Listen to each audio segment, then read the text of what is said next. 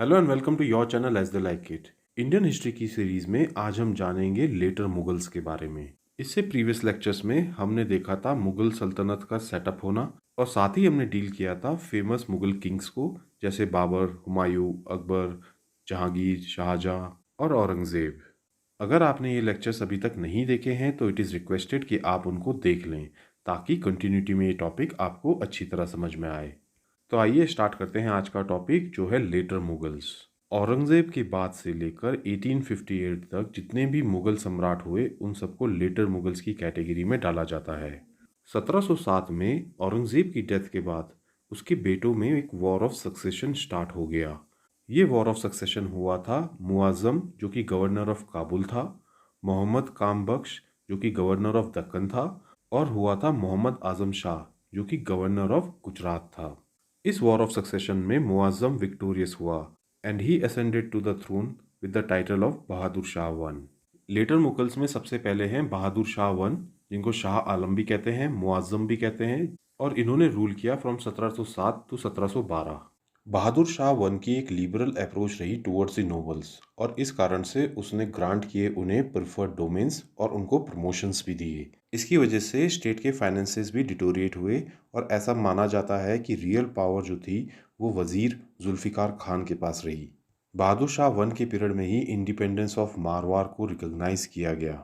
बहादुर Shah one ने मराठास के साथ भी हाफ हार्टेड रिकन्सिलिएशन किया और उसने साहू को रिलीज किया, बट उसको रिकग्नाइज नहीं किया as a Maratha king. Bahadur Shah ने मराठास को दक्कन की सरदेशमुखी दे दी, लेकिन चौथ नहीं दिया, जिसके कारण मराठास बहादुर शाह वन से डिससेटिस्फाइड रहे। बहादुर शाह वन ने 10th सिख गुरु गुरु गोबिंद सिंह के साथ भी पैसिफिस्ट पॉलिसीज अपनाई और गुरु गोबिंद सिंह को एक हाई मनसब दिया। लेकिन बहादुर शाह वन को गुरु गोबिंद सिंह के सक्सेसर बंदा बहादुर के साथ एक रिबेलियन फेस करनी पड़ी और इसी रिबेलियन को क्रश करते हुए बहादुर शाह वन की डेथ हो गई थी। बहादुर शाह वन को अपनी पैसिफिस्ट पॉलिसीज के लिए शाह बेखबर का भी नाम दिया जाता है। बहादुर शाह वन के बाद गद्दी पर बैठे जहांदर शाह, जिसने रूल किया 1712 से लेकर 1713 तक। यहाँ पे एक ध्यान देने वाली बात है, बहादुर शाह की डेथ के बाद एक न्यू टाइप की पॉलिटिक्स एमर्ज हुई इन दी मुगल्स पॉलिटिकल स्फेयर, जहाँ पे कि नोबल्स बहुत स्ट्रांग हो गए और इनफैक्ट वो किंग मेकर बन गए और किंग्स मियर पपेट्स की तरह रह गए इन दी हैंड्स ऑफ नोबल्स। और इसी वजह से जहांदर शाह को first puppet ruler in Mughal India कहा जाता है। ये क्वेश्चन एग्जाम में कई बार पूछा जा चुका है, इसलिए आपको ये याद रखना होगा।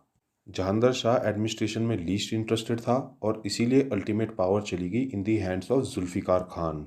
जुल्फ़िकार खान एक एफिशिएंट नोबल था और उसने फ्रेंडली रिलेशन स्टैब्लिश किए with the Rajput rajas and Maratha sardars.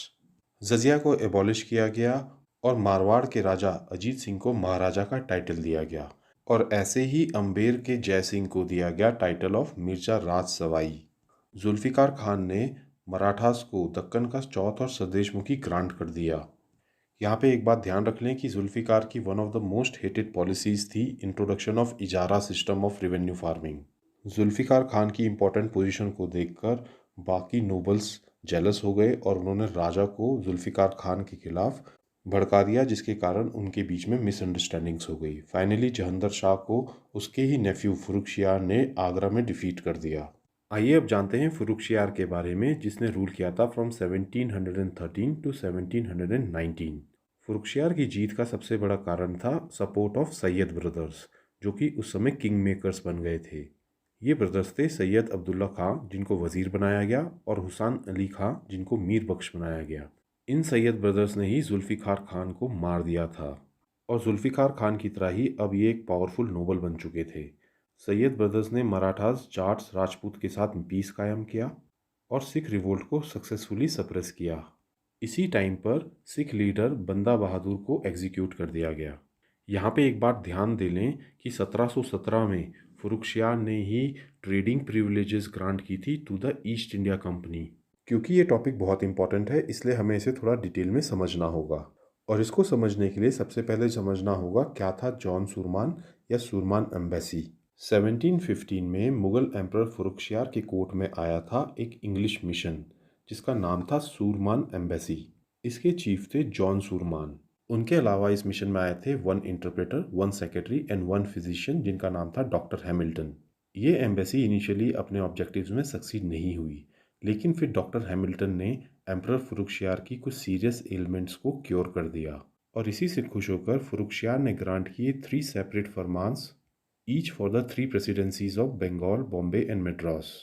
1717 में फरुखशियार द्वारा ग्रांट किए गए ये 3 फरमान रिगार्ड किए जाते हैं as the Magna Carta of the company. इन फरमान से ईस्ट इंडिया कंपनी को राइट दिया गया था to reside and trade in Mughal empire. They were allowed to trade freely except for yearly payment of 3000 rupees. Company को राइट दिए गए थे कि वो दस्तख्त यानी कि पासेस इशू करे for the movement of goods, और इस दस्तख्त की पावर को कंपनी के ऑफिशियल्स ने काफ़ी मिसयूज़ किया for their own personal gains. इन फरमान की बदौलत British East India Company duty free trade कर पाई in the province of Bengal. Company के ऑफिशियल्स द्वारा इन दस्तक का अपने प्राइवेट ट्रेड के लिए इस्तेमाल किए जाना बंगाल के नवाब अलावर्दी खान के गुस्से का कारण बना। 1719 में सैयद ब्रदर्स ने बालाजी विश्वनाथ, जो कि एक मराठा रूलर थे, उनके साथ एक अलायंस बनाया और with the help of Maratha troops Syed brothers ने फरुखशियार को मार गिराया। तो दोस्तों, यहाँ पे हम फिनिश करते हैं first part of later Mughals. इस सीरीज़ के नेक्स्ट पार्ट में हम जानेंगे कौन थे मोहम्मद शाह, और ये भी जानेंगे कि नादिर शाह ने इंडिया पर क्यों इन्वेड किया था। साथ ही हम जानेंगे कोहिनूर डायमंड के बारे में। तो अगर आपको ये लेक्चर पसंद आया हो तो हमारे चैनल को लाइक एंड सब्सक्राइब करें। Thank you.